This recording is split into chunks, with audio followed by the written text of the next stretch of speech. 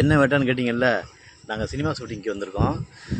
இந்த படத்தோட இயக்குனர் வந்து கிரீஸ் வந்து ஃபஸ்ட்டு எங்களை ஆடிஷன் கூப்பிட்டுருந்தாரு. கூப்பிடும்போது ஒரு 60 பேத்துக்கு மேலே வந்திருந்தாங்க.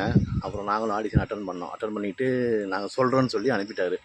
நானும் இவரும் போயிட்டு ஒரு 1.5 மாதம் கழித்து நீங்கள் வந்து கான்ஸ்டபிள் காஸ்டியூம் தைச்சிட்டு வாங்க அப்படின்னு சொன்னார். அப்புறம் தைச்சிட்டு வந்தோன்னே அப்போ எனக்கு ஒரு நம்பிக்கை வந்துச்சு.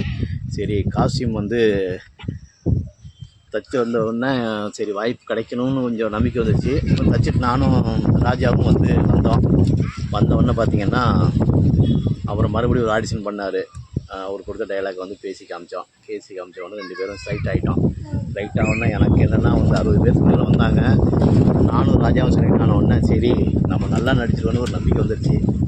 அப்புறம் சீன்ஸ் கொடுத்த உடனே என்னோடய ரோலையும் நான் பக்காவாக பண்ணிவிட்டேன், ராஜாவும் பக்காவாக பண்ணிட்டாரு.